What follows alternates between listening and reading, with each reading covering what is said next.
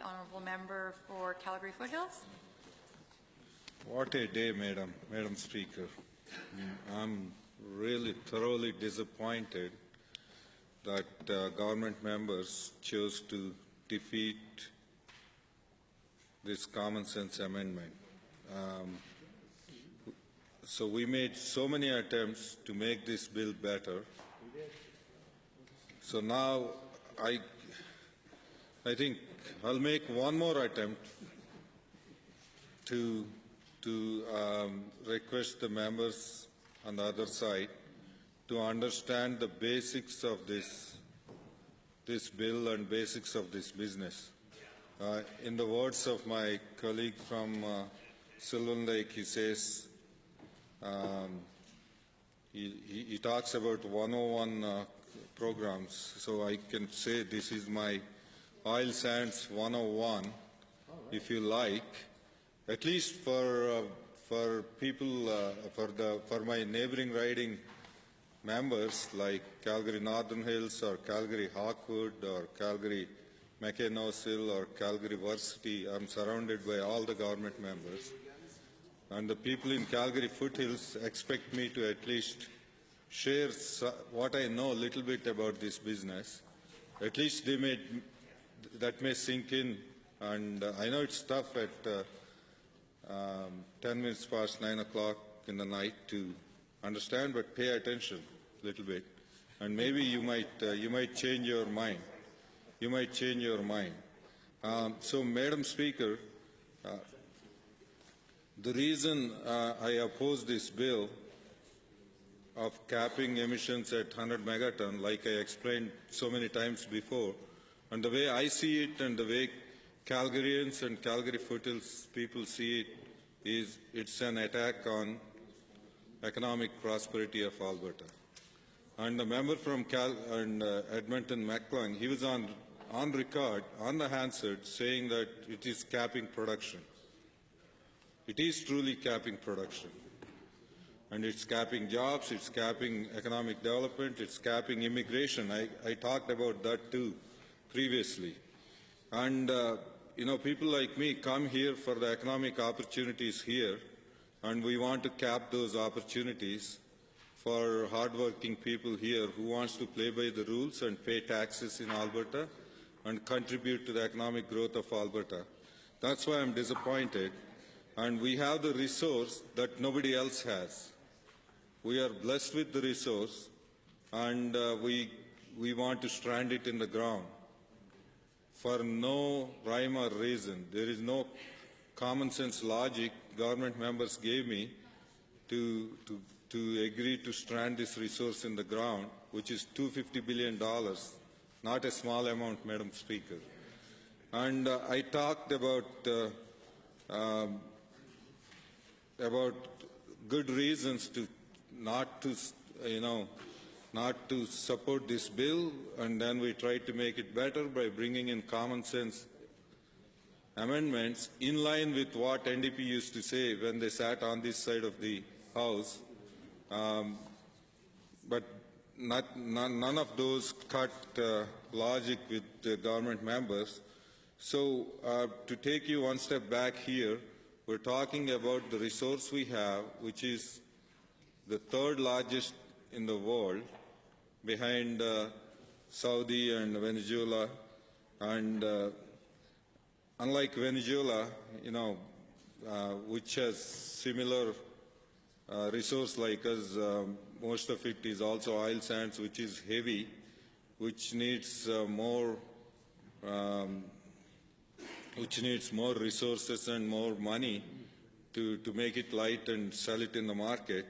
Saudis, they have a distinct advantage because their oil is light, ours is heavy, and we don't have access to the market, so we are landlocked. So to start, although we are blessed with the resource, but we are at a distinct disadvantage compared to the largest producers of the world or the countries that have the largest resource as compared to Canada. So that's why, although we have the resource, but our costs are too high. So we have to make it easy for the businesses who wants to develop that resource. But this government is making it too difficult for those companies who wants to invest and grow jobs here. And that's why I suspect, there is something beyond this, because government members, on one hand, they say, yeah, they like upgrading, they say, pipelines they like, but they act differently. So it doesn't make sense. As I said before, there are projects that were already approved, SAGD projects, which can produce, if they actually go into construction and ramp up production, they can add 1.8 million barrels more.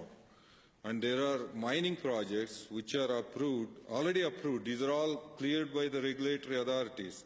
740,000 barrels worth of projects, mining expansion projects, were also approved. So together, it's 2.5 million barrels of additional production which can come on board in the next 10 years if they start building those projects now, if the government is making it easy for them to do that. And on one hand, we are saying we support pipelines, and tomorrow there will be Keystone XL, there will be Trans Mountain, there will be Energy East, whenever it comes, and we won't have enough oil to ship by capping this production. So it doesn't make sense. If you want to really, want to be forward-looking, then at least, even if you don't withdraw the Bill 25, at least they should have accepted these common sense amendments with respect to removing the cap on upgrading or removing the cap on cogen production, or at least partial upgrading. None of them were accepted by the government side. So, Madam Speaker, today Canada is, having the resource of 180 billion barrels, and we are only producing 4 million barrels per day, as opposed to Saudi Arabia or Venezuela, who are producing far, far higher than what we produce. If you look at the resource they hold and look at the resource we hold and what we are producing, it's not in the same ratio. And here we're trying to strand the resource in the ground. And out of the 4 million barrels we produce here, Madam Speaker, about 2.3 million comes from oil sands. And there is another 2.5 million barrels worth of projects already approved, cleared by regulatory, but the investors are not putting in that money ever since the NDP came into power and started bringing these policies which created so much uncertainty and instability. And they say, they consult the stakeholders. They haven't consulted the main stakeholder, who is CAP. And Madam Speaker, CAP's Canadian Association of Petroleum Producers, their vision is to enhance Canada's prosperity by enabling responsible growth of Canada's upstream oil and natural gas industry. So on behalf of the Canadian upstream oil and gas natural industry, CAP is to advocate and enable economic competitiveness and safe, environmentally and socially responsible performance. That's their vision, that's their mission, and here we have the government who doesn't want to talk to them. I'm asking anyone in this House on the other side if they made any effort to talk to CAP or any other stakeholder and ask if you asked and if they said these are not reasonable amendments, tell me that. I'll shut up.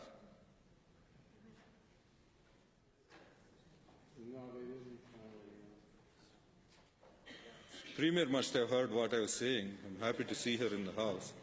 Hopefully now some common sense prevails here.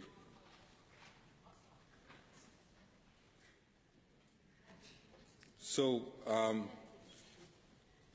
Madam Speaker, I'll talk about a little bit more about upgrading. We talked about upgrading when the Premier was in the opposition. She said PC governments were shipping the jobs because they were not upgrading the bitumen here. They were shipping the jobs, they were shipping the prosperity to the south of the border. But now, this Premier, under her leadership, this government wants to cap the production. Doesn't make sense. So that's why we brought in that amendment to exempt upgrading from the overall cap of 100 megaton. Then we talked about cogen. Madam Speaker, I was involved, as I said before, in building four cogen projects at Suncor. Each one of them was 85 megawatt. I talked about the advantages of building cogens because it was a deal like 2 for 1. Cogens combines the production of heat to produce steam and electricity. So we can use that steam to pump into the reservoir in the well pads and make the reservoir viscous so we can pump out bitumen. And the government said no. We tried to explain cogen emissions should be exempted in their entirety from the 100 megaton cap, and we talked about why we should exclude it, because excluding all cogeneration emissions from the oil sands limit in Bill 25 supports the continued adoption of cogeneration at in-situ facilities. Why at in-situ facilities? Because in-situ facilities need electricity, need steam. In-situ facilities, unlike mining, mining is more labor intensive, truck and shovel operations. In-situ is more energy incentive. They need more steam. So if this government cares about reducing emissions, we should exempt cogen because cogen is serving dual purpose. And as I said before, only 16% of heat generated at oil sand facilities via cogen is being used. Only 16%. So that means by adding more cogen units on site, we don't have to build transmission infrastructure. So that saves us that cost. That helps those SAGD producers to reduce their costs, and that gets them the steam they need. And steam plays a huge role, Madam Speaker, in the SAGD operations.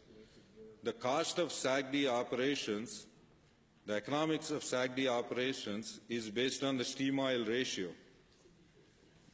The best operators has the best steam oil ratio. With less steam, they can produce more oil, which is less greenhouse gas emissions. I tried to explain that, and I failed to convince my colleagues on the other side.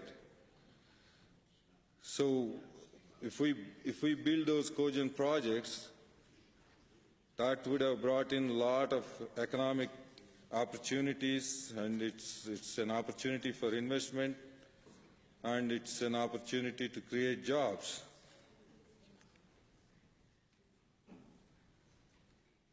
But government voted down that common sense amendment, Madam Speaker. When I worked in private industry, logic, sometimes logic helps people make those decisions. Nobody is expert in every field or every subject, but at least when somebody who has some logic and valuable input, that helps people with differing opinions come to a common understanding and move forward in the interest of that particular business, in the interest of the company, or in the interest of the stakeholders. Here we are representing Albertans who are our stakeholders, and our job is to understand the bills in front of us and look at the overall economic impact of it, whether it's good in the long term or not, and do the right thing for the people of Alberta. But this government chose not to act in the interest of Albertans, in my opinion. And that's what people in Calgary are telling me, people in downtown are telling me. And I'm sure if any of the government members from Calgary go and talk to people, downtown businesses, they'll tell them exactly the same thing they're telling me. As I said before, there are so many SAGD projects that were already approved, but they won't go into business of expansion because of these government policies.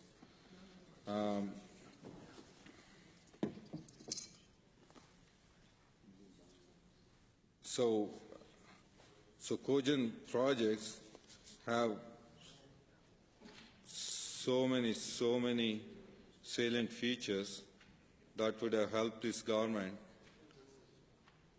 to tell the voters they did the right thing by excluding cogen from the overall cap. And this government don't want coal, they don't want petroleum coke emissions, because they have nasty particulate like nitrogen oxide or sulfur dioxide. So that's why, with cogen, you won't have that kind of emissions. And with cogen, the efficiencies are 30% better than existing combined cycle generation. We talked about that too, madam. And cogen has the lowest levelized capital cost power generation of a fossil fuel. Madam Speaker, we talked about all this in the last couple of weeks, but it's becoming increasingly clear to Albertans just how detached the members of this government are from the realities on the ground in our energy sector. And there has been a pattern here. In this House, in the last 7 days, we discussed about that election finance. What's that bill? Election fairness?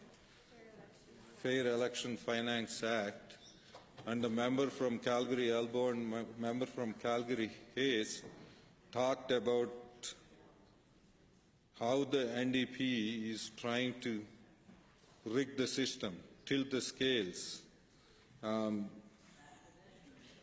So they talked about, so member from Calgary Elbow and member from actually Calgary Mountain View, who most often side with the government, they tried to reason with these government members that they can't do that.